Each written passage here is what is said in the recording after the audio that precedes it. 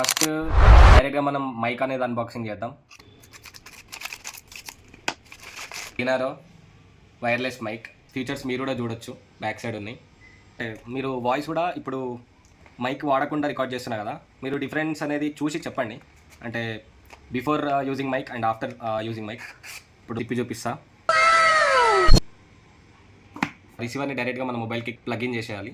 ఇది dual channel mics, so ఒకటే టైంకి మీరు 2 మైక్స్ కనెక్ట్ చేసి వాడచ్చు. ఇంతకుముందు వితౌట్ మైక్ ఆడియో విన్నారు కదా, సో ఇప్పుడు వితౌట్ నాయిస్ క్యాన్సిలేషన్ ఉంది.